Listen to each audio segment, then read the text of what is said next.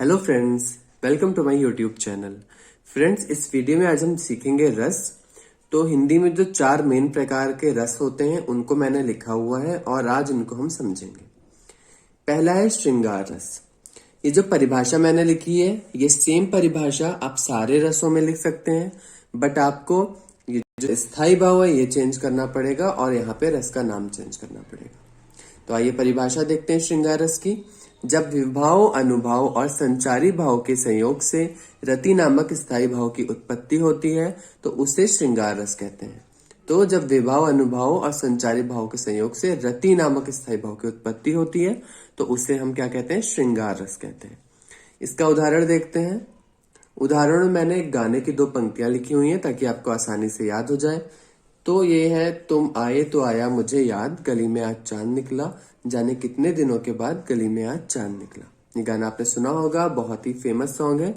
तो आप इसको श्रृंगार रस के उदाहरण में लिख सकते हैं। अब अगला है हास्य रस।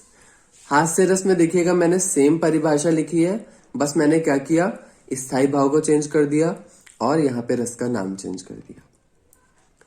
जब विभाव, अनुभाव और संचारी भाव के संयोग से हास नामक स्थायी भाव की उत्पत्ति होती है तो उसे हास्य रस कहते हैं। इसका उदाहरण देखते हैं। बुरे समय को देखकर गंजे तू क्यों रोए, किसी भी हालत में तेरा बाल ना बांका होए। तो इसको देखिए, इसमें हास्य रस की उत्पत्ति हो रही है क्योंकि ये जैसे लिखा हुआ है तो किसी को भी पढ़ के यहाँ पे हंसी आ जाएगी, इसीलिए यहाँ पे हास्य रस है। और हास्य रस का स्थायी भाव आप याद रखिएगा, हास होता है। अगला देखते हैं हम करुण रस।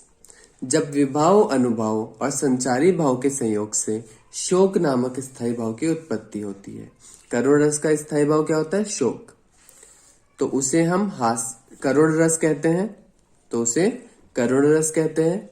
उदाहरण देखते हैं। उदाहरण मैंने बहुत ही आसान से लिखे हैं ताकि आपको आसानी से याद हो जाए। मणि खोई भुजंग सी जननी, फंसा पटक रही थी शीश। मणि खोई भुजंग सी जननी, फंसा पटक रही थी शीश, अंधी आज बनाकर मुझको किया न्याय तुमने जगदीश। तो यहाँ पे कौन सा रस पाया जाता है? करुण रस पाया जाता है। अगला हम देखते हैं वीर रस।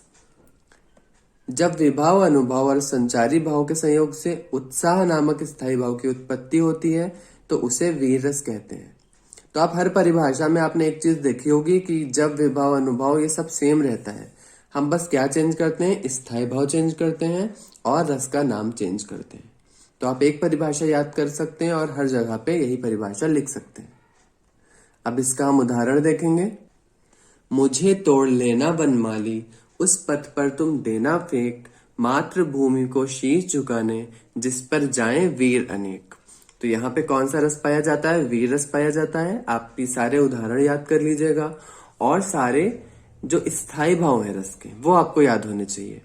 एक परिभाषा आप याद करेंगे और हर जगह आप वो परिभाषा लिख सकते हैं, बट आपको उसमें क्या करना पड़ेगा? स्थायी भाव चेंज करना पड़ेगा और रस का नाम चेंज करना पड़ेगा। आई होप आपको वीडियो पसंद आया है। वीडियो पसंद आया तो लाइक करिएगा, चैनल को सब्सक्राइब करिएगा। Thanks for watching.